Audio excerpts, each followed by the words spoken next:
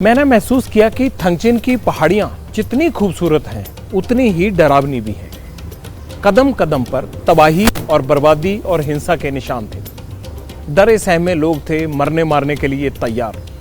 डर इतना ज्यादा था कि कोई भी दूसरे समुदाय का आदमी आ जाए तो मुझे लगता है कि उसका खून पीने को तैयार बैठे हैं। बंकर दिखे, मोर्चे दिखे, पगडंडी पर गश्त लगाते नौजवान दिखे, गांव गांव पहरा लगा हुआ है। एक बार तो ऐसे लगा कि कहीं जम्मू कश्मीर तो नहीं आ गया। वहीं पर इस तरह की गांव में सुरक्षा कमेटियां होती थी, वैसी ही सुरक्षा कमेटियां मणिपुर के गांव में पिछले 3 महीने से बन चुकी हैं और नाम रखा गया है विलेज डिफेंस फोर्स। और ये विलेज डिफेंस फोर्स अपने अपने गांव को सुरक्षित रखती है।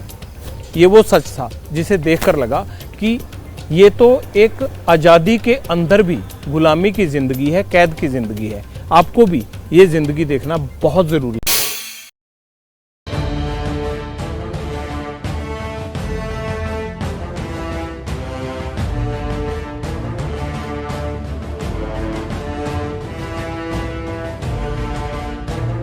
फुलजांग गोथल को मिलाकर 4 गांव हैं इस जगह पर और वहां पर 500 के करीब घर हैं, 200-300 के बीच की आबादी है। लेकिन अगर ये बैरियर और ये पुलिस ना हो तो शायद यहाँ पर दोनों समुदायों के टकराव का ये गढ़ बन जाएगा। इसलिए ये पॉइंट आपको समझना बड़ा जरूरी है। जो हिल है और जो मैदानी इलाका है उसके बीच में यही सबसे बड़ा इम्पोर्टेंट पॉइंट है, जहाँ पर देखिए कि ये लोकल लड़ाके किस तरह से हथियारबंद होकर तैनात रहते हैं। और जो हिल एरिया है ये आईआरबी की बटालियन है, इसलिए मैं इनको लोकल लड़ाके कह रहा हूँ। आईआरबी जिनके साथ जो है हाल ही में जिनके हथियार भी लूटे गए थे, ये उन्हीं के आगे गार्ड्स हैं जो यहाँ पर हर टाइम तैनात रहते हैं। और यहाँ से नज़र क्या रहती है? नज़र ये रहती है कि सामने से जो भी वाहन या गाड़ी आ रहा है उस पर नज़र रहे, कोई भी ये नुकसान ना पहुँचा पाए कि इस इलाके में जाकर आगे दूसरा समुदाय एक समुदाय को गोली ना मार सके, उनको हिंसा ना फैला सके। इसलिए इनकी ड्यूटी इस रास्ते पर नजर रखना है। 5 अगस्त को 25 गाड़ियां और बुलेट प्रूफ गाड़ियां थी। वो गाड़ियां जब आई थी यहाँ पर, अगर उनको यहाँ पर सेना और सिक्योरिटी फोर्सेस ना रोकते तो समझ लीजिए कि फिर यहाँ पर क्या होता है, इस आबादी क्या होता।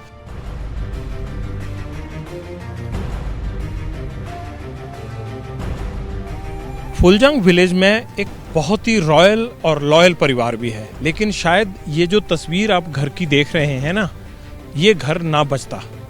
1923 से 2011 ये लिखा दिख रहा है ना सामने, इसके पीछे कुछ मकसद है। मिस्टर खोलजुंग नहसिल है, ये ग्रेट फादर ऑफ 12 चिल्ड्रन के ये फादर थे। 1947 से लेके 2011 तक ये यहाँ पर जो है ग्रेट फादर का इनको उपाधि है। ये इनके बच्चे हैं, 12 में से इनके 7 बच्चे जिनकी ये तस्वीरें लगी हुई हैं, ये अच्छी गवर्नमेंट जॉब्स में हैं। बिल्कुल परंपरागत अंदाज में मणिपुरी स्टाइल में बना हुआ घर है। ये पुराना घर है और ये नया घर है। तो ये कैसे जनरेशन चेंज हुई, कैसे पिता के बाद बच्चों ने उसको आगे बदलाव किया, ये एक तस्वीर नजर आती है। विलेज डिफेंस कमेटी, अगर आप जम्मू कश्मीर में देखें ना तो वहाँ जब से आतंकवाद आया है ना, विलेज डिफेंस कमेटी का बड़ा इंपॉर्टेंट रोल हो गया वहाँ पर। चाहे आर्मी हो, चाहे जम्मू कश्मीर पुलिस हो, वो विलेज डिफेंस कमेटी रखते हैं। क्यों रखते हैं? ताकि कोई भी अनहोनी हो तो तुरंत विलेज जो कमेटीज़ होती हैं वो फोर्स एक्टिव हो जाती है। और जब तक सेना और बाकी लोग मोर्चा संभालें या बैकअप के लिए आए, तब तक वो हालात को कंट्रोल करके रखते हैं, एक तरह से बैरिकेटिंग करके रखते हैं, हम ये कहेंगे।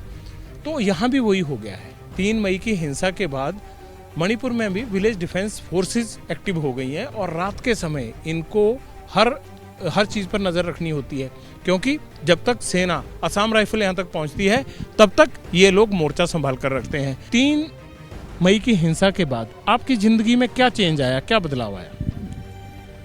3 मई के बाद तो हमारा ज़िंदगी जो है एक नरक से बन गया है। हर 24/7 जो है हम लोग जागते हैं, क्योंकि ये डर है कि ये मैतेई लोग, ये कमांडो लोग हम पर अटैक ना करें। इसलिए हम लोग वीडीएफ जो है हमेशा अलर्ट रहता है, क्योंकि हम लोग अलर्ट होने की वजह से हमारे माँ, पिताजी, बच्चा सब सेफ्टी हो सके, इसलिए हम लोग 24/7 जागते हैं। इस डिफेंस फोर्स में यहाँ कितने लोग हैं और ड्यूटी का क्या आपने रोस्टर शेड्यूल कैसे बना रखा?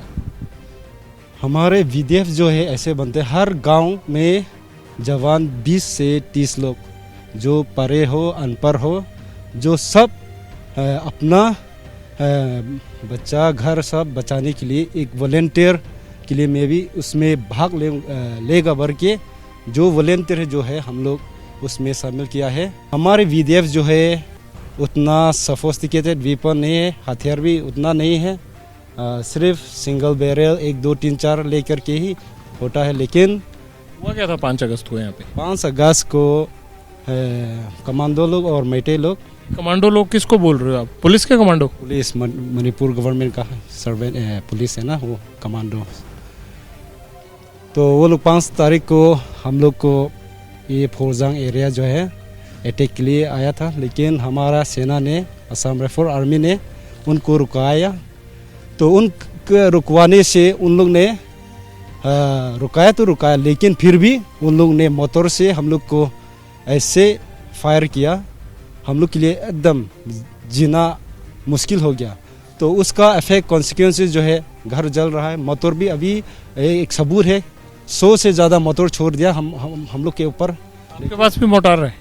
हम लोग के पास तो मोटर नहीं है सर। वो हथियार जिससे आप मुकाबला करते हैं, रोकते हैं, वो हथियार कहाँ से आते हैं आपके पास? ये जो है लाइसेंस गन है, ज़्यादातर लाइसेंस गन है। मैती लोग बोलते हैं कि असम राइफल को यहाँ से हटाओ, असम राइफल कुकी की मदद करती है।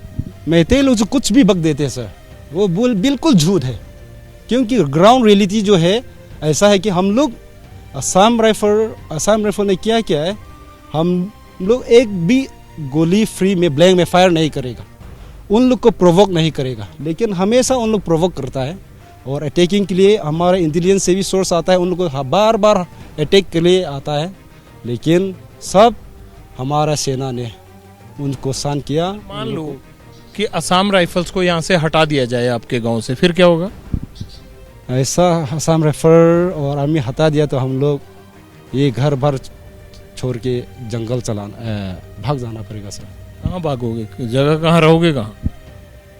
क्या पता सर, आगे भगवान का मर्जी। देखिए, मणिपुर में जो शांत स्टेट था, जहाँ पर ये माना जाता था कि लोग लड़ते झगड़ते नहीं है, काम धंधा करते हैं, फुटबॉल खेलते हैं और वहाँ खेतों में बहुत अच्छा चावल होता है, वो लोग अब बंदूक, गोली, मोटार शेल, इन तमाम चीज़ों की बात करते हैं।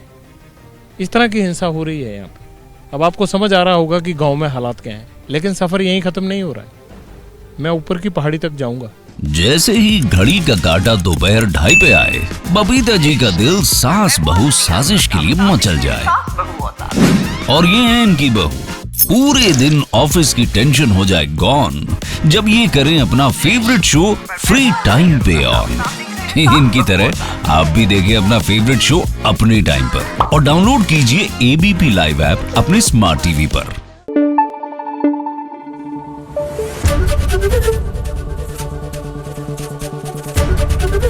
ABP न्यूज आपको रखे आगे।